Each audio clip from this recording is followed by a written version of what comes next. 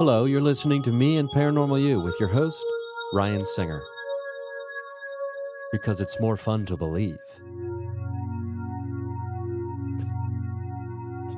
Everything is safe and secure. I am here talking with my friend and yours, Matthew Jackson. Thanks for joining the show, kind of very late notice, by the way, during anniversary week.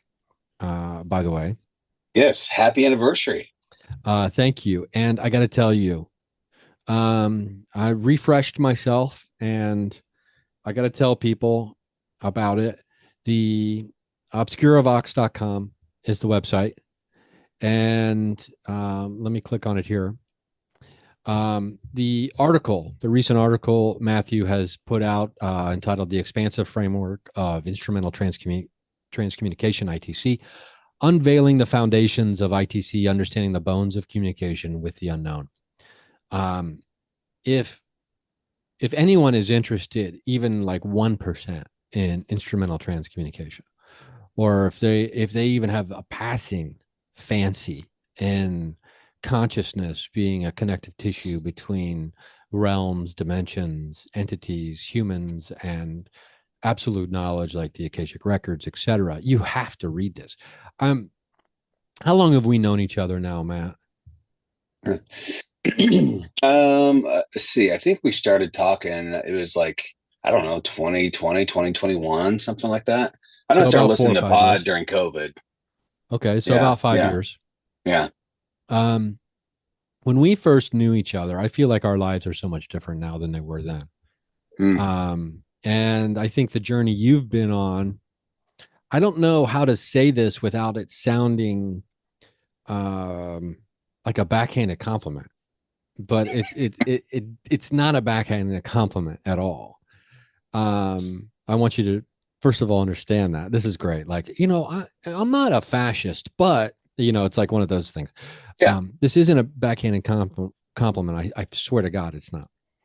But the way you have leveled up your presentation of very dense, difficult to understand information regarding ITC, the paranormal, and phenomena in general, it's bonkers. I feel like I'm reading a presentation that should be the keynote speech at the Conscious Life Expo when I'm reading this. You know what I mean?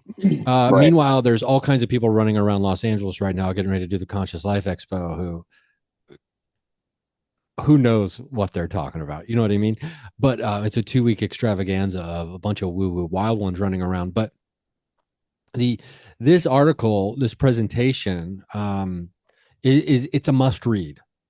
People must read this if they have any interest whatsoever. It's been out for a couple of weeks now, and the just the way you wrap it all together, the way you tie in, like basically you're outlining a holistic approach to ITC, right?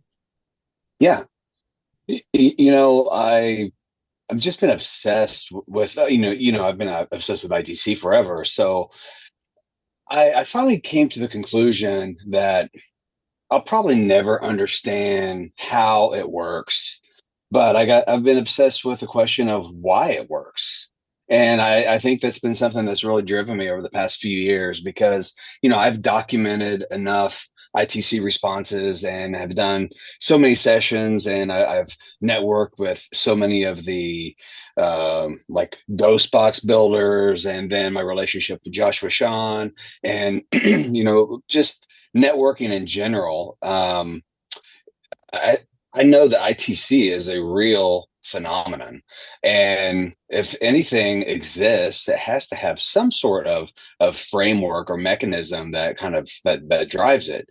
And so I just started a while ago making notes of just different philosophical concepts, theories, science, theology, anything that I felt like might open a window to this type of communication. And I started making a punch list. And as I went through, I was trying to find like a fun or clever way to see if there's an underlying theme that connects them all. If there's a way that one might lead to another, and just through like my experiences with the seven and so forth. There's just so many different ideas, but I think the one underlying aspect of it is without us, it doesn't exist. And so I've not been able to shake the idea that really it's consciousness that is the key to making everything work, and especially ITC. I don't think they're separate. I think they're all together, and I think our consciousness, thoughts are energy. It's able to commingle with other consciousness, and I think that even translate to other entities, other frequencies, and people who are deceased. I think we're all uploaded into like the same cloud, and we're finding ways of accessing one another and traversing any perceived materialist walls that you would think might be there. And so I had a lot of fun crafting the article. I had a ton of fun with the artwork, and so it was a lot of work, and I was really happy that it turned out the way it did. I've gotten some really positive feedback. So Well, I indeed, I damn hope so. I mean, it's a fun read, and it's it's I, dare I say a heavy read, meaning you it's not something it's not a Sunday afternoon comic you read in 13 seconds, right? this no, is this is no, a this is a contemplative piece that expands. You can feel your mind getting bigger as you read it, and you just touched on it because it's one of the first things I wanted to bring up, where you at the very towards the beginning of the article you conclude that the paranormal and all this stuff isn't it's an us thing, and like you just said, and I, because I had this thought last night, and I'm sure, whether it's, your influence or not, which, I'm sure you've influenced the way I think about a lot of things in the paranormal over the 5 years since I've known you, for sure. But the paranormal is deeply personal. yeah, And I think that's what you're touching on here. And it's deeply personal, it's intimate, and we don't have to go further than watching some of the whistleblowers for the UFO UAP disclosure that have been coming out in the last couple months, and some of mhm, their interviews on News Nation or whatever else, and you see how emotional they are. You can see how emotional Dr. Stephen Greer gets in episode 4 of his podcast when he's discussing his experience as like an 18-year-old where he had contact with ETs and mhm, was essentially taught the CE5 protocols on a ship. yeah, And he calls it contact, not abduction. And you see how emotional he gets. And I think that speaks to exactly the heart of things of what you're getting to here. And you're uncovering it and you're laying it out in a way that's understandable for people, especially because this is, make no mistake, this is a huge net that's being cast when you're yeah. talking about, scientific, metaphysical, spiritual, esoteric. Yeah, and this article ties all of this in together. I mean, if I it, there needs to be an audio version of this article, by the way. I hope you'll consider that. And if you don't have time, I know a guy who will record it as soon as we're done recording here tonight. I mean, I'd love for people to be able to hear this article as well. So, but the artwork is really, really cool. So, um, you can make a YouTube video that's audio only with the artwork. But anyway, Yeah. I'm already assigning you more work on something you've done for people, not, not Yeah. like giving you work. But anyway, what is, you know, so once you establish the fact that the paranormal is an us thing, right? And all of the, and, all this phenomena. And I love how you said it's not, how does it work, but why? And do all the pieces just start falling into place once you change the question? I think I really do when you just kind of reframe how you approach it, because the walls that were constructed for me like early on in my paranormal explorations of ghost hunting, and you get the structure where the tragedy happened. You go inside those walls, and there in those walls lies the discarnate, disgruntled person who suffered this trauma, and they're haunting, and they have a message they want to get out to you. And you try to put a cute little bow on that, and you're like, this is my model. This is the construction of how the paranormal works. But the longer you work at it, and I think the more open you are to just kind of reading the room, there were so many experiences that I had that just kept opening my mind a little bit more. Like, I don't think I have this figured out. And so every time that I would have a new revelation like that, it would just knock down another wall. And next thing you know, I'm standing there, and it's a wide open space is kind of what it felt like. And I just started thinking about all these different ways that this could possibly fit. And at the end of the day, I just really feel like consciousness is the key. But we all have our different doors that we walk through to find this. And so regardless of the path that you're on, I think eventually you kind of get to, if you're on the journey of like the supernatural paranormal, you finally get to a point where you just kind of have to, let go of everything that you felt like you were holding on to, and be okay with not knowing, and just kind of accepting things the way that they appear to be, and not being fearful of that as well. So, I tackle, like I said, so many different ways that people might approach. I mean, everything from like spiritualism to theology to, and even the controversies and the criticisms that you may face, regardless of what path you're taking when it comes to this type of communication. And just really try to frame it in an accessible way for people, regardless if you're an ITC researcher and you're just kicking these ideas around yourself, or if you're someone who is a recreational ghost box user, and you're getting weird stuff that you don't understand because the ghost you met 5 miles ago, 3 years down prior, is still talking to you. It's like, what does that mean? You're not in a haunted location anymore. So there's just so many times that my experiences did not fit the model, and so I felt like I just kind of had to let all that stuff go. And I was wrestling with all those concepts, when you and I first met, because of things that just were not making sense. So I kept diving in and trying to explore these these maybes and possibilities. Yeah, for sure. We're going to take a quick break here, and then we're going to further explore the thoughtful approach to ITC. And by thoughtful, I mean, obviously, that's a layered word here. And, the existence we have a thoughtful existence, in fact, and where it's just filled with our thoughts. So we're going to be right back with, my guy and yours, Matthew Jackson, talking about ITC, talking about the latest Obscura Vox article that he put out about a week and a half ago now, I suppose. And yeah, there's a lot more to dig into, and we're not going to even get to it all, but we're going to be right back after this short break.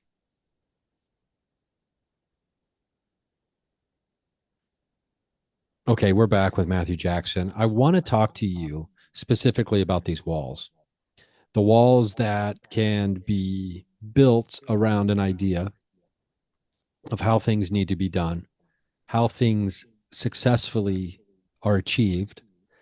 And we've already touched on what breaks those walls down, being, not being the results, not being able to fit into the walls. But also we're kind of jumping ahead to the end of towards the later part of the article here, but there's also an old friend of ours who shows up and takes a sledgehammer to those walls. Name goes by many names. Most of us know it as the trickster. Let's talk a little bit about that and how those things, how the trickster ties into what you were just talking about before we went to break.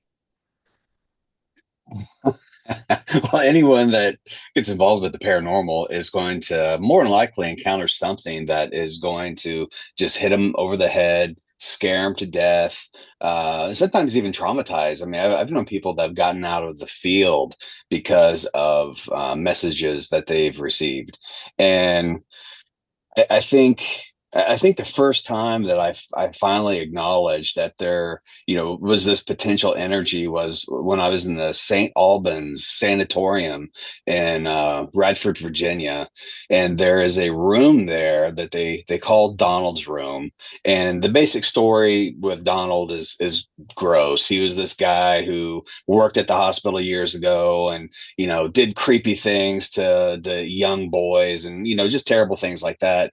And but I will say that if you go to the St. Albans Sanatorium and you go into Donald's room, you will be getting messages from what appears to be the most vile, sexually perverse, sarcastic, and pretty humorous ghost you'll ever, and I say that with quotations, ghost that you will ever meet. And the crazy thing about Donald is he doesn't exist. He never existed, but he exists. There is something there that has taken on this persona, and it's a very performative thing. And back then when my code of ethics with ITC and all this wasn't quite what it is now, because I would never do this on my own. I would never like live stream when I'm doing an ITC session.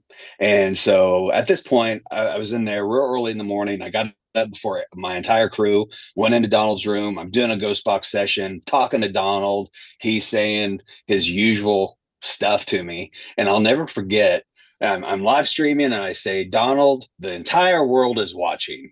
What's your message for everybody? And he said, I hate you. I hate God. And I hate everybody. And my sense of humor. And I don't even know if I had a cup of coffee yet that morning. And that just struck me as so freaking funny. It's like you got one shot, man, one chance to get your message out, and that's what you got. And I laughed hysterically. You could probably still go back on the live feed, and I just lose it.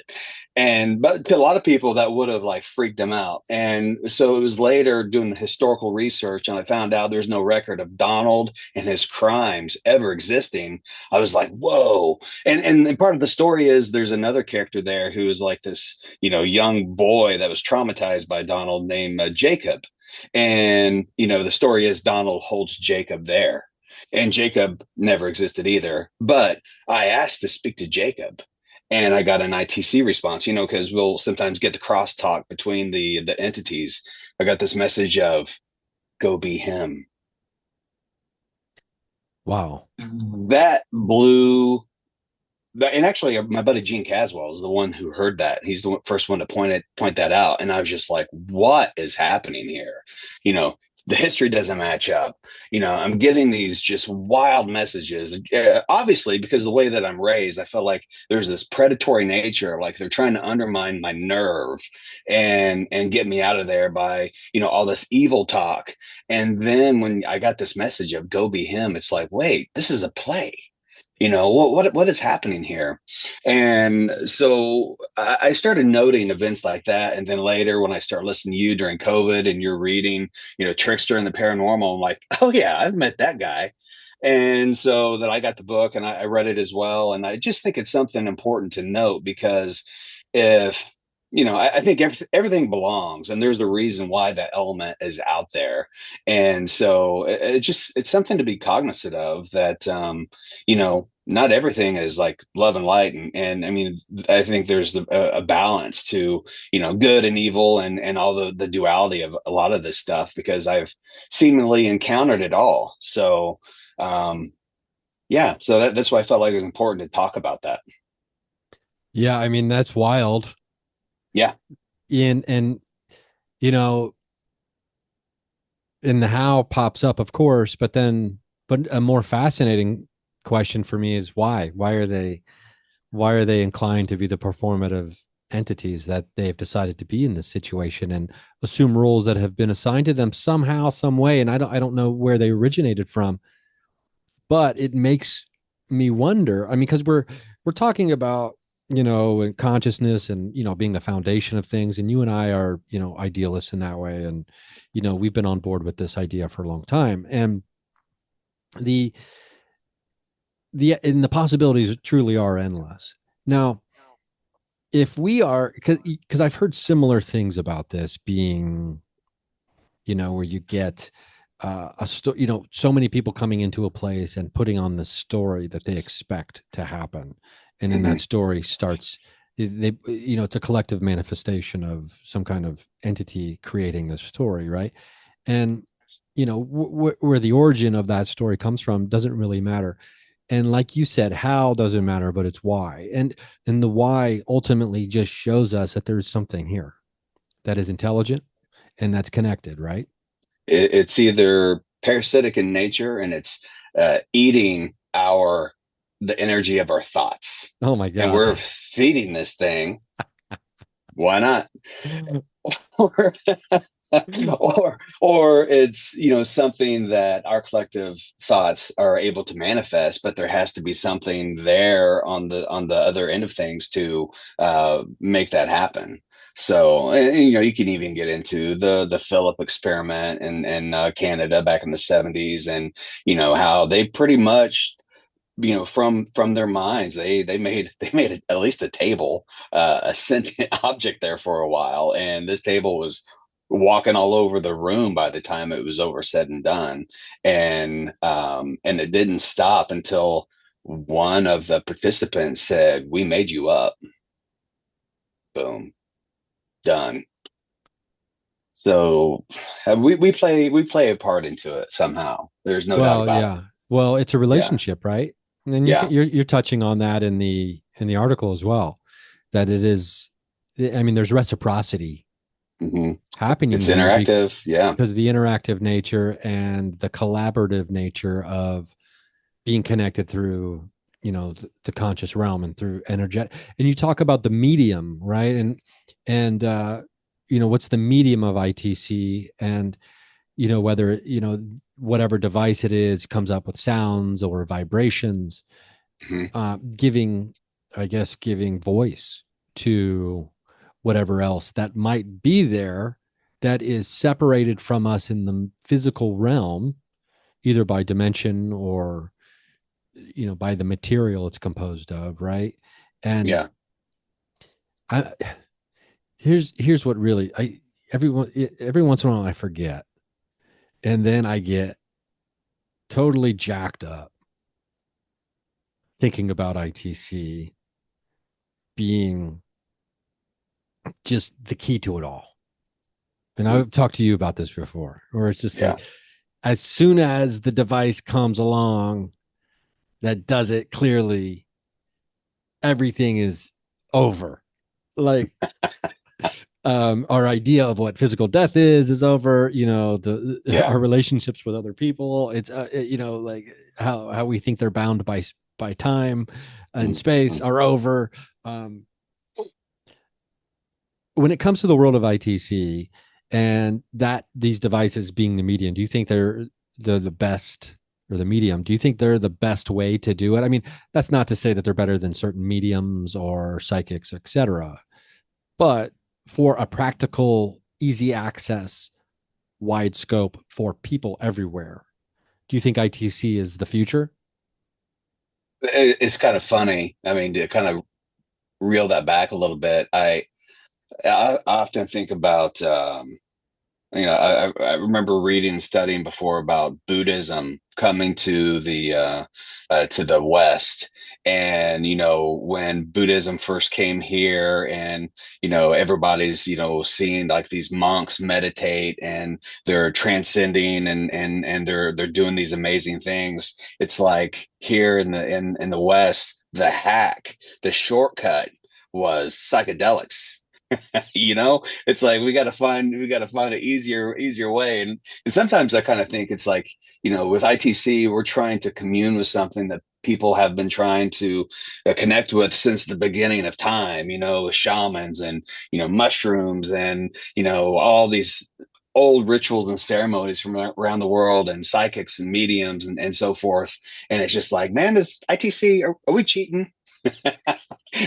are we like circumventing like the necessary steps to get where we want to go? But they're so they're, I almost feel like they're such a training tool for our consciousness to be able to connect and to access different realms and different existence and frequency and vibration and so forth. I think it's a natural progression, and I think as technology improves, I think it's slowly going to just improve us as well. So I think it's probably part of the evolution of all that. But I'm someone old school enough that I feel like we got to give homage to where we come from to understand the significance of where we're at and where we're going. So that was a windy way of answering your yes or no question, but Well, thank God it's a podcast.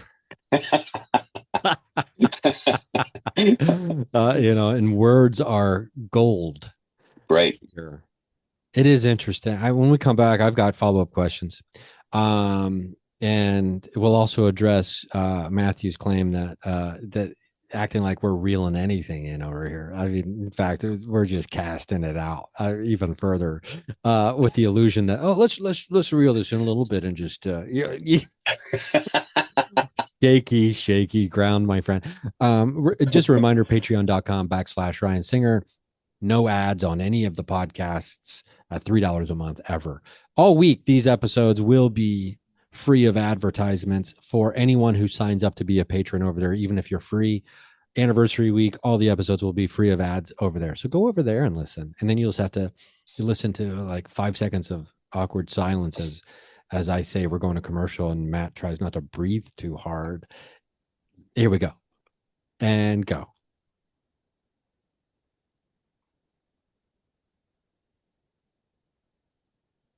Okay, we're back. So, um, I mean, what's so interesting to me is the idea of a shortcut. And it reminds me of something I'll get into in much greater detail for people on the next episode that comes out after this, which will be a third year bonus where I talk about Dr. Stephen Greer's episode 4 and 5 of his podcast. 5 just dropped like 11 hours ago. So I haven't listened to it yet, but I'll listen to that one as well. Just trying to keep up to date on the latest, greatest disclosure news for everybody. Something really fascinating he mentions in episode 4. I think it was 1991 or 2 or 3 or something. He was at some kind of conference, like a paranormal type of conference thing or a scientific thing. And an old guy in his 80s comes up to him and says, I've got technology for you that I want you to have that gets you, it's something he invented. And Greer doesn't name who the scientist is. And he says, it is something I've invented and it gets you immediately into the state of of what you've been talking about with your CE5 stuff to be able to establish contact. It gets your brain there. It kind of, like you said, it's a shortcut, right? Through these audio tricks, through listening through headphones. He said this guy was really hopeful that he would do it because it'll establish contact for you in a jiff. Greer said, I can't take it. I'm not going to use this. Human beings aren't ready for this technology yet. That man later dies. Obviously, he was in his 80s already. And according to Greer, his technology is swallowed up by some arm of the CIA. Now, here we are in Glendale, California, in my apartment. Or, well, no, I don't live in Glendale anymore. That's weird. I just had a brain fart. I'm doing something called the Gateway Program, invented by Robert Monroe, who used to be in the military and was an inventor of, I believe, the binaural beats, right? Or it's the hemi-sync technology that gets your brain into this space. And even though he won't mention the name of the scientist in the episode, I can guarantee you that man was Robert Monroe, who he said was a good guy, right? And wanted the best of this technology. Wanted to, and then I think it was 25 years ago that I think Freedom of Information Act request disclosed that the CIA agents were using, all the CIA agents were being trained in the Gateway meditation program. I believe so, yeah.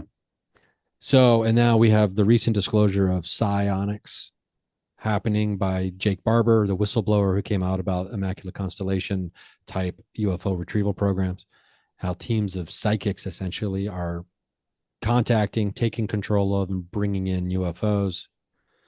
And then electromagnetic pulse weaponry or whatever it is will shoot these UFOs down. So they're using Monroe's, probably some of it. So is it a shortcut? It seems like it is, but also it. In addition to that, I think it can be more than one thing at once. I think it also is an augmented. It's a tool of augmentation that isn't necessarily a shortcut as much as it just enhances something, right? And I think Greer calls it TAC, or technology assisting consciousness, or consciousness assisting technologies. Those are the two acronyms he uses. So ITC would be TAC, Yeah. TAC. Like I said, I definitely feel at this point it is something that's helping us, and I think it helps us develop. Whether that's something you're working on your own mediumistic gifts, or I think it's definitely a useful tool. And I know we've talked about this before in an episode how ITC inventor Ron Ricketts, who was kind of ahead of his time, he made a series of ghost boxes. He called them the mini box. And those devices, he really viewed those as training wheels. And eventually, according to him, you will not need the device after utilizing them for so long. But the way the technology is moving now, and some of the stuff that I'm involved with, it's rapidly changing, and it just keeps opening up these other realities more and more. I mean, I'm having more profound ITC experiences now than what I've ever had when I was just using like the radio based devices or recorders. And like I know just by my ear and my intuition when something is connecting, something is hitting.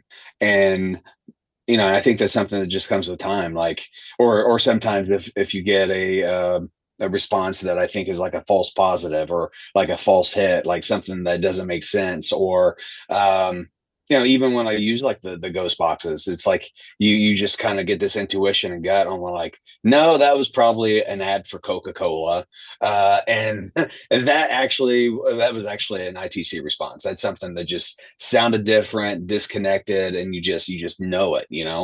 Um, so yeah, I think it all goes hand in hand with helping us develop, and I think it's a skill set. Yeah, for sure. And listen, I get it. I love gadgets, and I Hmm. love layering gadgets, and we love layering technology to try to have multiple hit points, right? For Hmm. confirmations. And I think that's why one of the reasons why people like the Estes method so much, right? And Yeah. because it's layering different technologies onto the it's or different modalities into the same new technique, right? It's just building on things that have already been used in the past, combining them into a new thing, and supercharging and juicing up, what you can get, maybe, right? Yeah. I mean, because we're talking about, specifically on different investigations, we've talked about using LED light goggles that can get your, brain, LED entrainment goggles that the light sequences can get we can transition our brain waves to the right state that we're more open to receiving messages while we're doing these other things, while we're using a box, or, layering on top. And like the idea of it is like, oh yeah, this is so it excites me Yeah. for sure. And it also excites me maybe because I've been eating too many sugar filled cinnamon rolls, and my third eye is temporarily shut down, closed for the season, right? For sugar season. And my antenna isn't out because I'm just all jacked up. You know what I mean? You're the only guy I know whose pineal gland is diabetic. I've never seen someone have to snort insulin. Hold on, before we try to make contact, let me chop up a line of this insulin.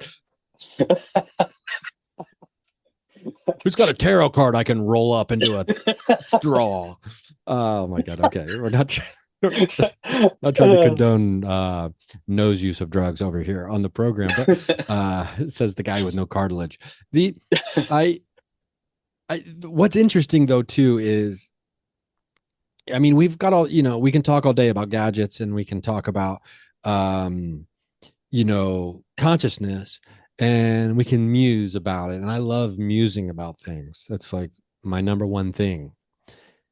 The article that you wrote is you're referencing every section of it. I think there's what are 8 or 9 sections. You're Yeah. you're you're loading it in with, and this is why I'm saying that, right? And you're pulling from whether it's scientific quantum theory,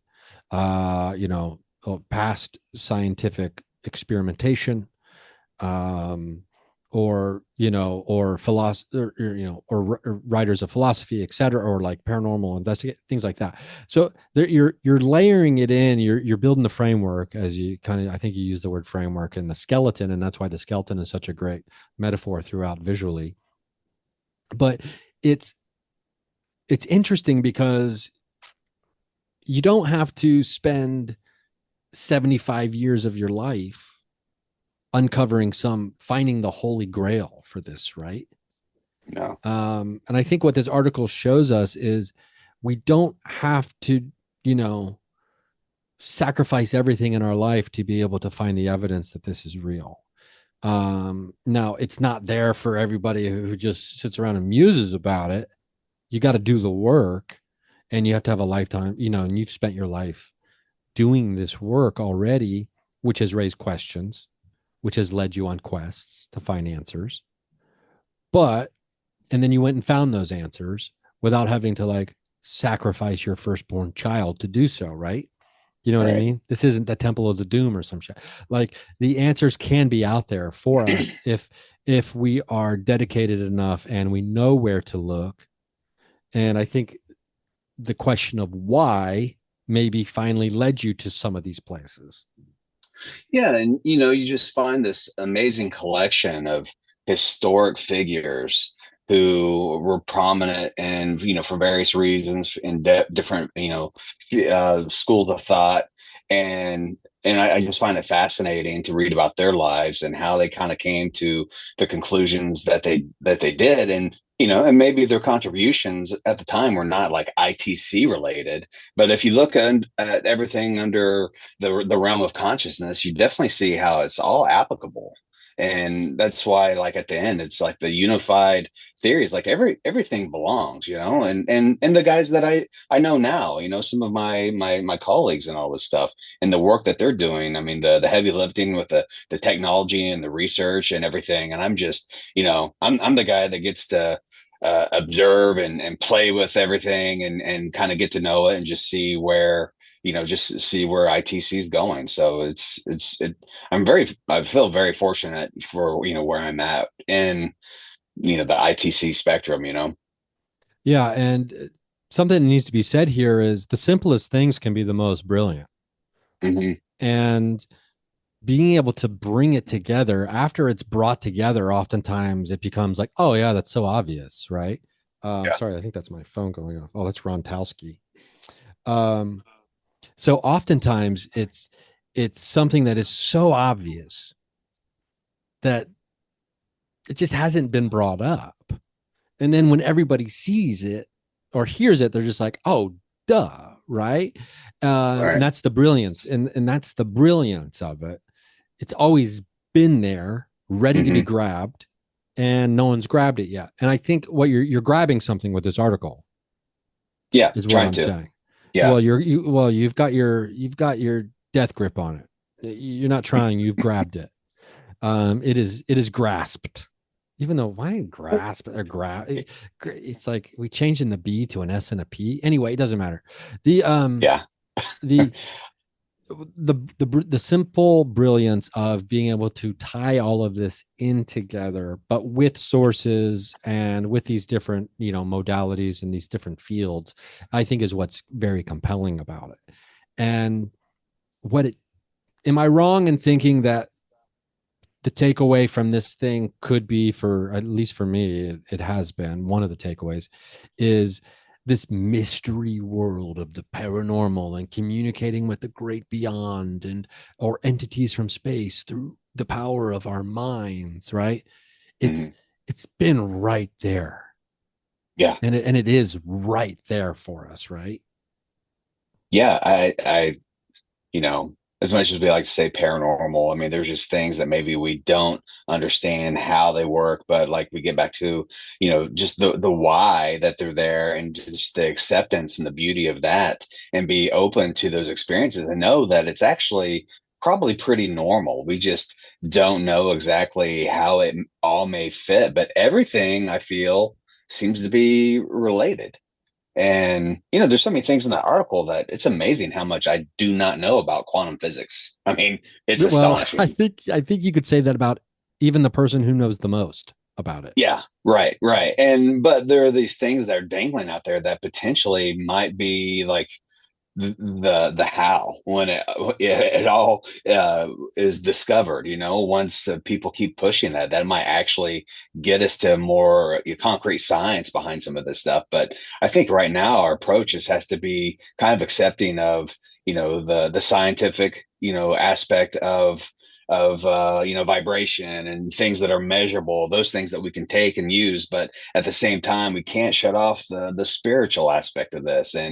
and yeah, the biological. So yeah, I think It's a it's all dance, right? there. It's a It really dance. is. And I don't know of any other, and I'm not tooting my own horn, but I don't know if I've ever read an article like what I've put together where they kind of just take a little bit of everything and lay it out just for people to kind of see and kind of walk through that zoo and check it all out. So that's really what I wanted to do.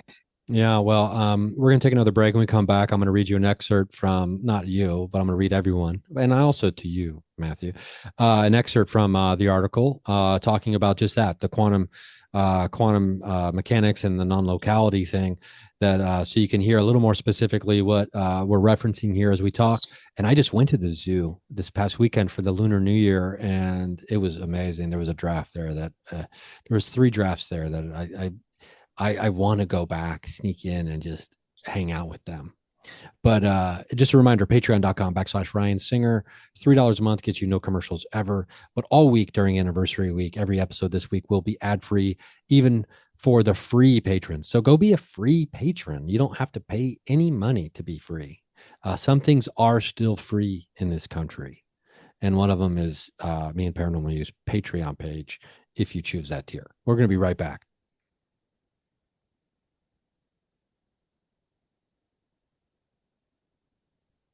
Oh, that was weird. We're back. What I'm saying was weird is the Zoom clock on the Zoom window skipped. I think we're still in this timeline unless we jumped. Matt, are you still there? Uh, Let me let me Google who's president. I'll be right back. Let me read a section from Quantum Mechanics and ITC, Bridging Realms Through Science, of the brilliant article that Matt put out on the 27th of January, I believe. Quantum mechanics provides a framework of understanding ITC by demonstrating the deep interconnectedness of particles and dimensions where information transfer transcends physical boundaries. For example, quantum entanglement, where two particles remain linked regardless of distance, suggests that information can travel instantaneously. This phenomena aligns with ITC's premise, suggesting entities can interact across realms transcending physical boundaries. Now, that was my audition to do the audio version, the audiobook version of your article, even though I think you should do it. But in case you can't afford I can be we can put me on hold, as they would say in the commercial, the TV commercial business, like you're on hold for this audition in case something happens to the guy we really want. Um, so I love this idea too about the non-locality, the bilocality, you know, uh, regardless of the separation of something, they are still connected to one another, right? And that's what quantum physics is understanding, is showing. And if in fact all of us are part of the bigger, what is it, who's the guy with the LCS, the larger consciousness system, uh Um, Campbell, Tom Campbell. Tom Campbell. Mhm. I wonder if he's related to Joseph, but I wondered the uh, same thing. uh, so if Thomas Campbell's accurate in his theory about the how we're all part of the larger consciousness system, Mhm. so it doesn't matter how separated we are by space and or time. If the quantum physics bilocality or non-locality phenomena applies, which we believe it does, that means we're all connected, and therefore we all have the access to the same thing that we already are because we are it, even though we assume separation, which is an illusion. Am I getting that right? Yes, you're hired.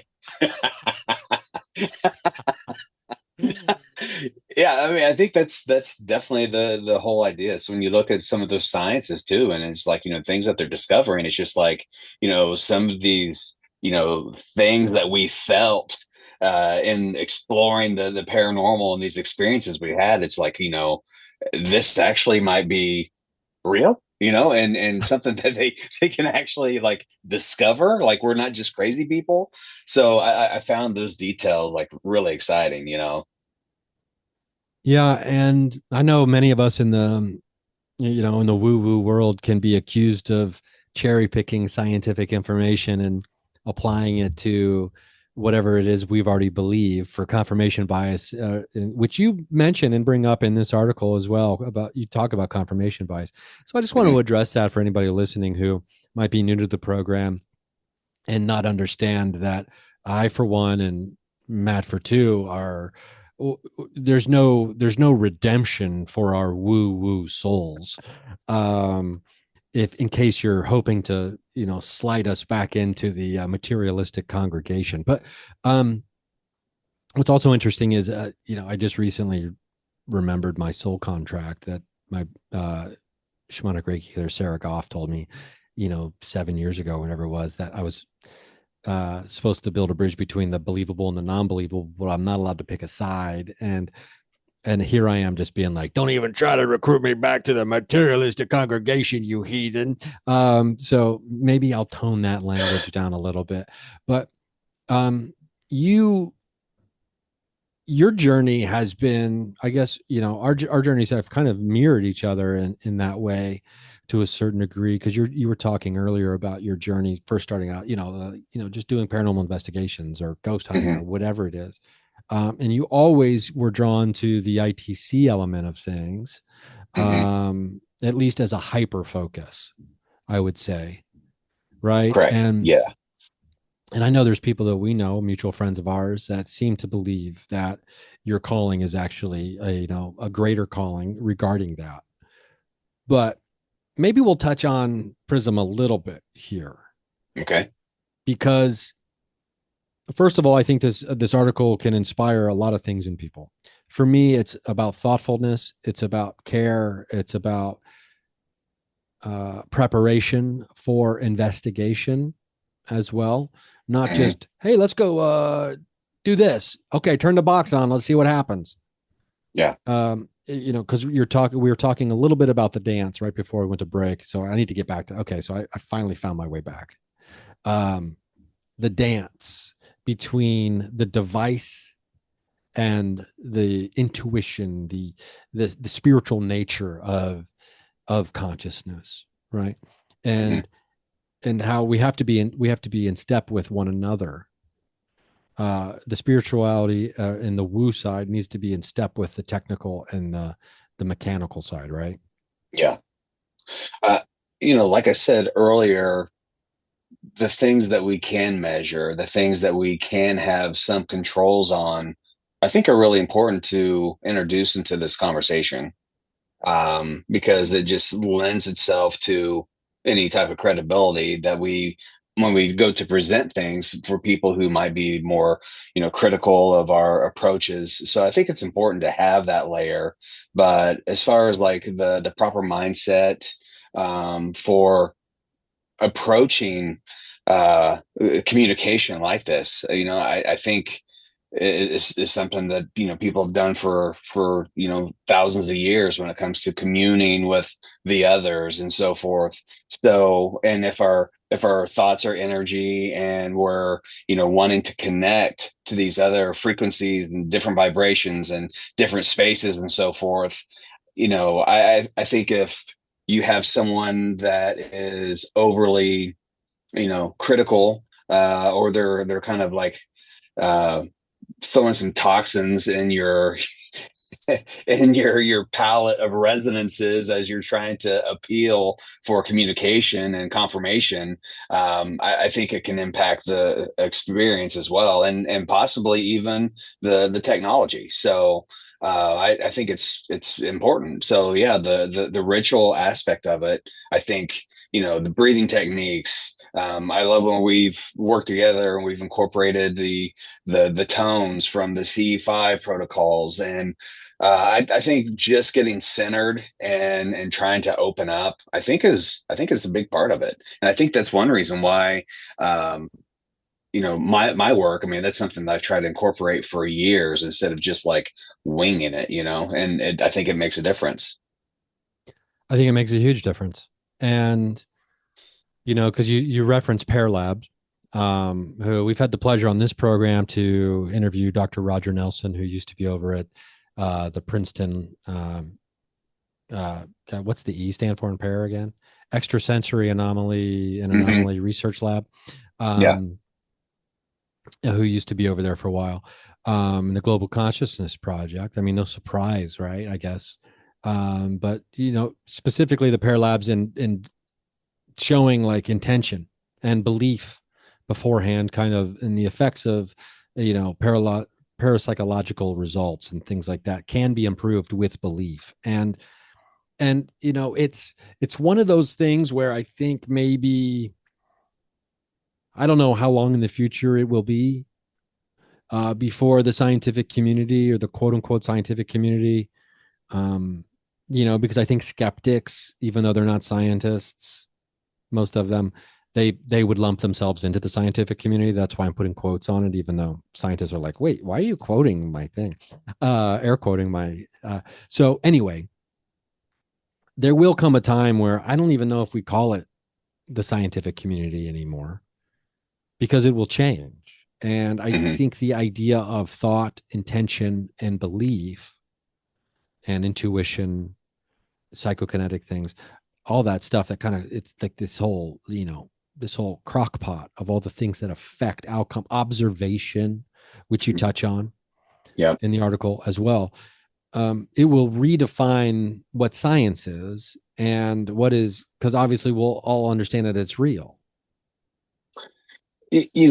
I came up with a tagline. I think it was my tagline, but I was using it for years before I probably fully understood how um, how much it really mattered. I always Oh, used well, let to me guess ask what it people. is. Let me guess what it is Okay, before you tell it. There's nothing to fear but fear itself. Did you came up with that? yeah, that was me. That was me. No, no. No, So, no. okay. So for I would just, years, I would say, what's the frequency of your intention? When it came oh, to like ITC. That was something that I said a lot.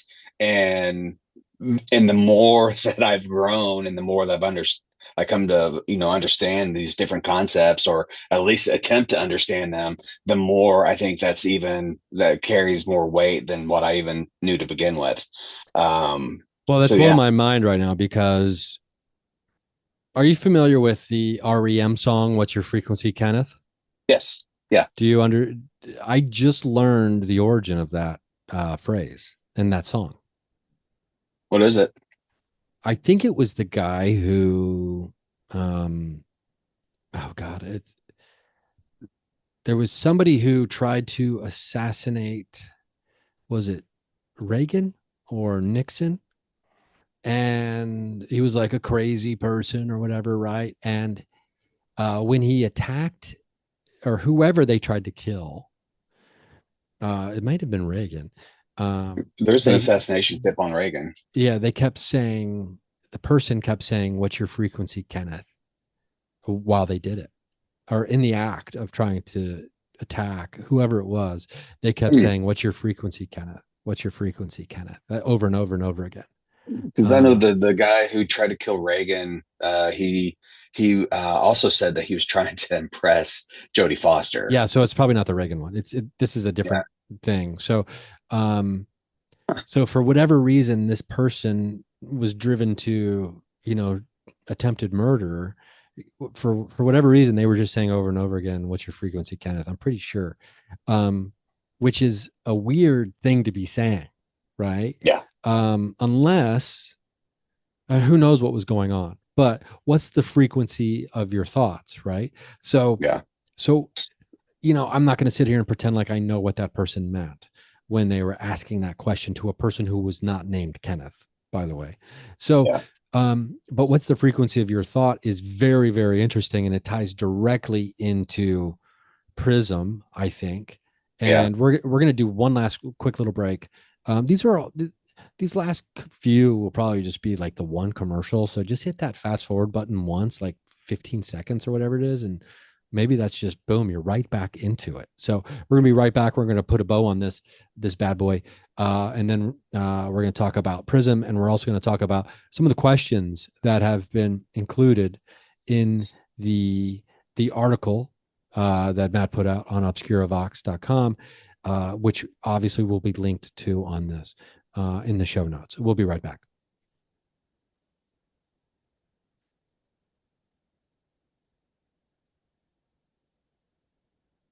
Okay, we're back, and I'm very excited. We're talking about the free. Matt was saying that I've never heard that phrase before. What's the frequency of your thoughts? So I'm going to give it to you and say Intentions. that's your intentions. Yeah, So I'm going to give that to you as you coined that. What's the frequency of your intentions? God, if we didn't even get into the Mark Macy part of here. yeah, But that's people are just going to have to read this. And the hermeticism part. I mean, and everybody who listens to this for any amount of time knows that I'm a hermit head, dude. I'm a hermetic head. I love hermeticism, even though barely. I admit I barely understand it, but the God, you gotta read this article. So there's a bunch of questions. We're gonna get to that. We're gonna end with a question for everybody. I'm gonna let you maybe pick one, or I'll pick my one of the questions from the seven that you've, which is obviously you used seven questions, by the way. yeah, yeah. Um, so let's talk about the frequency of intention and how it relates to Prism, because oh boy. I mean, I think we can talk about that, right? Yeah. It's all the same. So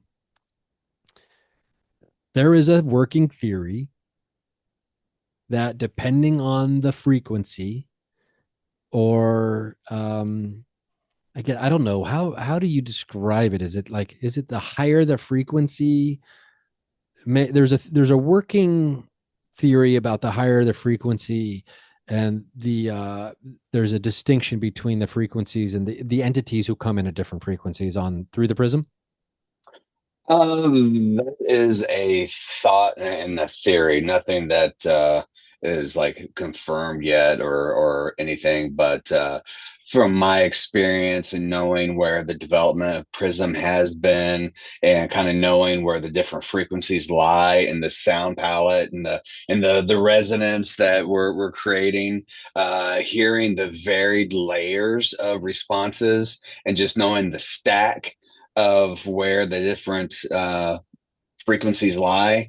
That's something I have asked about, and why that might make a difference, and if there is a correlation between different levels of entities correlating to the different frequencies. So that is that's out there. Can't be confirmed, but it's a working idea that I'm keeping an eye on as things Well, it's an develop. exciting Yeah. prospect, the idea of such a thing.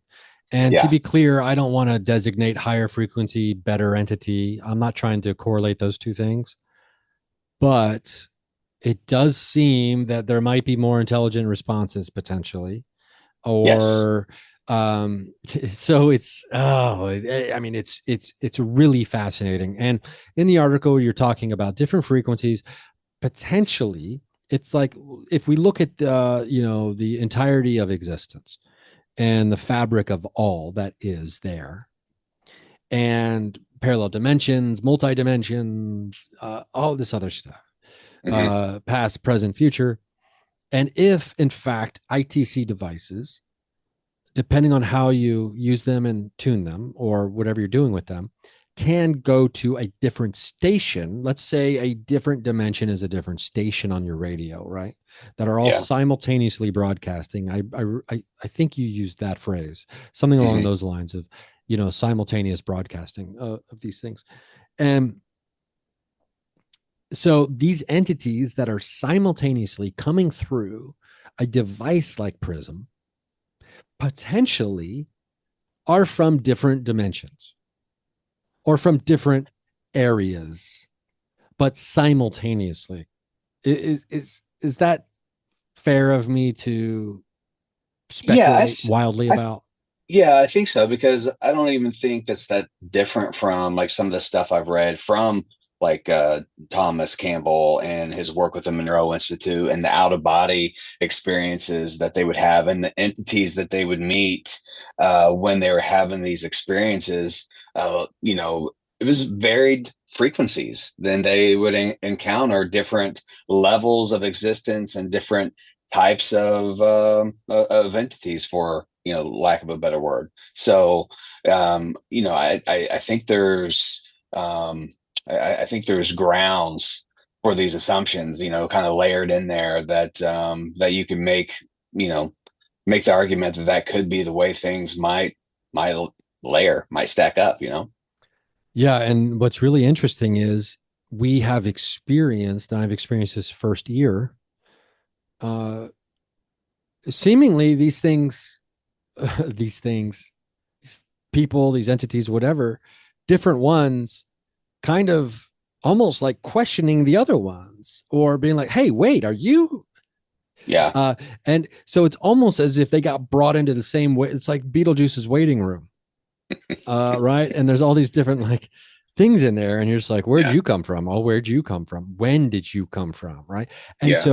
so simultaneously, while we're trying to get very specific information that looking back, in 100 years from now, people might be like, they're pretty short-sighted. They were just asking, like, can you tell us where we are located right now? It's like you have access to the entirety of all information and human and knowledge and universal knowledge, human and otherwise. And you're asking, can you confirm that we're in Florida? He had the Archangel Michael on the line, and he's saying, "What colors is my shirt?" Yeah. Can you spell my name for me? Spell my name, spirit. Okay. Anyway, I'm not trying to dunk on us. No, no, no. But I totally get what you're saying. And the other thing that I've encountered a lot too, is the seeming like hierarchy of things that will come in and start bossing others on how to respond and what to say. Like, here's your script. Here's how you're going to respond, and so forth. Which is always just That's blowing my wild. mind too. Yeah. It's so wild when you're sitting there interacting with this device trying to find out information and in what we believe to be a pretty serious investigation and a Mhm. quest for knowledge. And all of a sudden, it's like, oh, they don't even need us here. It's like Right. when a couple starts making out and you're like, okay, I guess you guys don't need me. I'll just go into the other room, right? If there's like three of you and then two people start going at it, you're just like, I'm still in here, right? But I guess I'll leave. Did you want me to stay? Because I don't know how I feel about that, but who knows? Maybe I'll open myself up to that. But anyway, no pun intended, opening myself up to that. But the idea, what are we talking about here? So this idea, though, that there is kind of an authority in which one of these voices comes in, sounding totally different, by the way, just to reinforce that for people listening. And then that voice that sounds totally different can then start, like you said, giving instructions Hmm. to some of the other voices. To me, it there's so many implications there, and there's Right. so many questions, that it's because you tend to be like, well, that's the person I need to be talking to.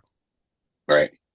But like we know in any hierarchical situation, sometimes that's not the person that's going to tell you anything, Yep. because they're the person trying to keep it all together, or trying to keep the structure or something.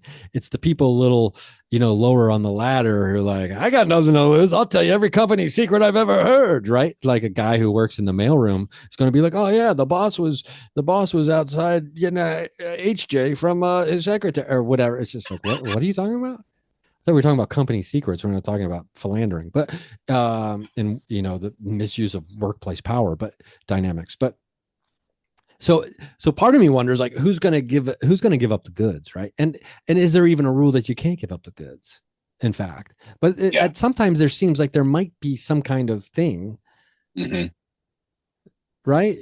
Yeah. That it feels like it's like a whoa, whoa, whoa, whoa, whoa, whoa, whoa, like something on the other side is like whoa, whoa, whoa, whoa, hey, easy now with all this.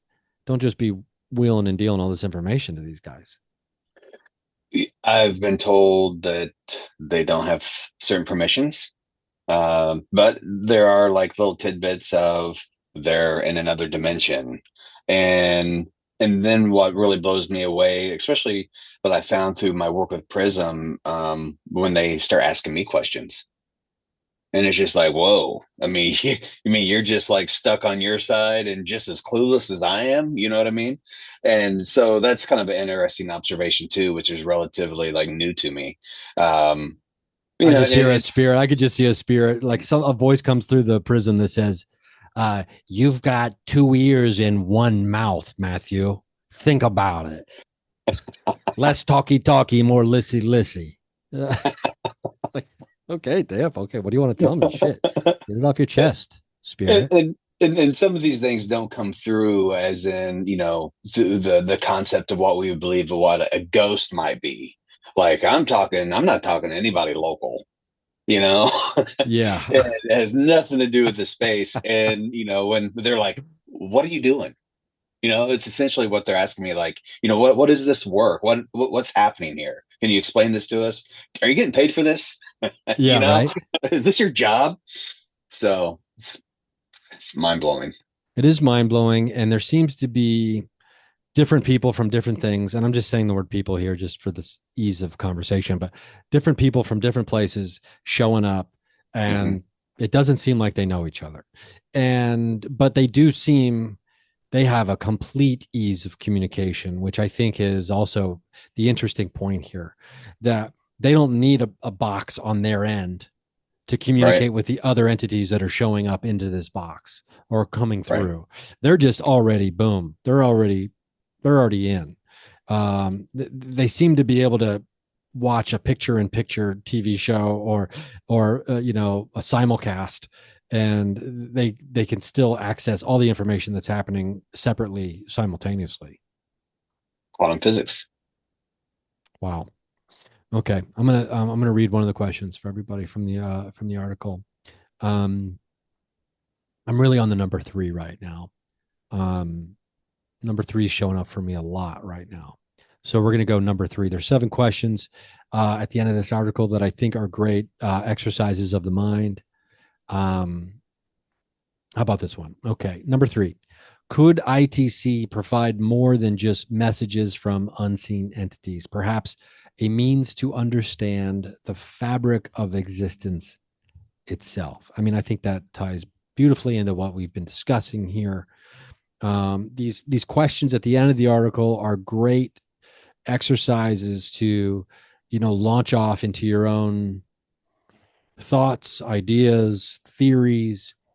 You can incorporate them into your personal ITC practice or just your meditation practice. I think, like you said, with the mini boxes, it's like these are the training wheels, and then sooner or later we'll just be able to do it without. Hopefully. Hopefully, well, shit. I hope so too. I mean, I'm over here trying. I'm gonna try to blast off tonight on some gateway, and I got to get this remote viewing down. I've got our friend Carolyn writing 6 numbers down on a piece of paper in an envelope for me. I don't know if she did it today or not. And then I'm going to see if I can't remote view it. I will keep you posted, obviously, because Yeah, please do. as soon as I get this remote viewing thing down, watch out, baby.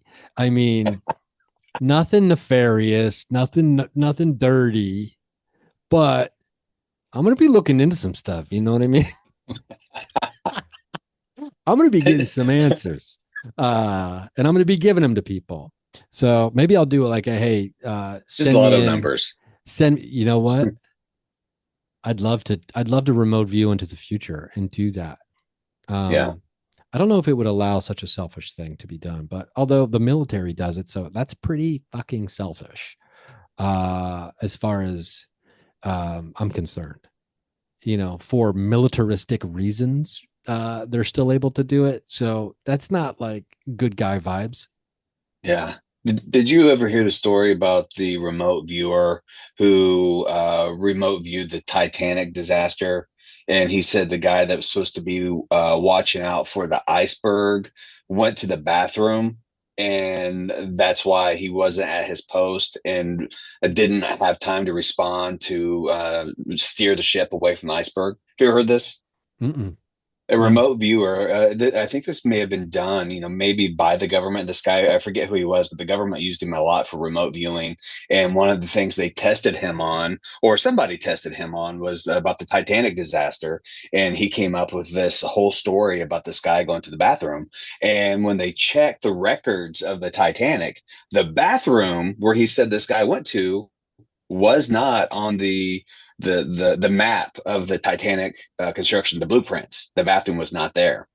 But later, like years later, they uncovered like the final like blueprint of the Titanic. And one thing they decided to add at the last second was this freaking bathroom that this remote viewer said was there the whole time. Crazy. That is crazy. Yeah. Stay away from dairy, kids, especially when you're on the open ocean. No reason to be having an animal's milk in your body when you're on the open sea. Amen. Speaking of which, Ice cream. Ice I gotta, cream yeah, took out the Titanic. It ice wasn't an cream. iceberg. It was Rocky Road. It It was was the a whole rock. time. You scream, I scream, we all scream when the Titanic goes down. I mean, I'm not trying to make fun of the tragic and horrifying death of people drowning in cold water. That's sounds brutal to me, but um, as does all death. But let's be real. Um, well, Matt, thank you so much for jumping on for anniversary week and going over the article. Again, I will link the article. You need to check out obscuravox.com anyway. All kinds of great stuff over there. They need to Anything check out else? the Mine Coos, man. The Mind Coos, dude, over at the Patreon page, Yeah, the Mind Coos. Matt does a haiku for every 30 or bonus that I put out. And I'm putting him to work this week. We've already that's talked right. about this. Yeah, He's fighting me for some stock options now in the cast because of all the work I'm making him do. that's Putting right. out 5 episodes this week, and probably 3 30 or bonuses. So, but yeah, check out the Mind Coos. Actually, before we go, I'm going to bring that up real quick. I'm going to bring one of them up for people, just so they can hear the last Mind Coup from I think it was 331. 30 year bonus 331. Let's see here if my computer will work, which it's not. I got the pinwheel of death on my MacBook right now, which is not good. Especially considering I'm recording something right now. Makes me a little bit nervous. You just have to check it out over at patreon.com/Ryan Singer. Oh, here it is. I have it. Oh, you got it? Yeah. You want to read it since you're the poet?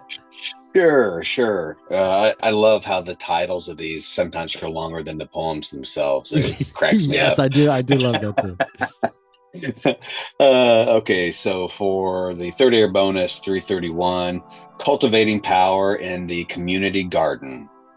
In our garden of fears, we plant the seeds of demons to harvest courage. I mean, it's rad. And if you listen to that episode, you'll know exactly what that whole thing means, if you don't already, which I think you can probably figure it out. But with a little bit of, a little bit of thought. Uh, uh, Yeah, I mean, some of these it's like you kind of need the episode to go with them, but some of these haikus, I'm like, man, that's a solid piece, even without Ryan. yes, and this is a good example that I Yeah, am not needed at all. In our garden of fears, we plant the seeds of demons to harvest courage. I mean, that's a fucking good poem, dude. thanks, man. Okay, love you, Haikus are buddy. hard. Hey, love you too, pal. Hey, and happy anniversary, man! I'm so proud of you for sticking in all these years and Even keeping when with the pot. everybody said I should quit, I'm still here. Even when we've begged, you know. Even when people said No, I will not be your friend anymore if you keep doing this. that's And right. I'm You know like, what? "Oh, It's a fantastic a thing that you do. It's a labor of love, and I know it reaches so many different people out there in the community. And so you are valuable. And so here's to 800 more. wow, No here, pressure. here, here, here, Yeah, 800 more. I love that. I need to get yeah. to 1600. Yeah. Well, thank you, buddy. I love your work. This article is profound. It's a must read for anybody interested in the paranormal or ITC or consciousness in general. It is a must read. So, and Thank we'll you. be talking real soon, my friend. And Yes. until then, get some sleep. I kept you up too late. Yeah, yeah. No problem, man. Thank you so Okay. much. Later, buddy. Love you, pal. Love you too.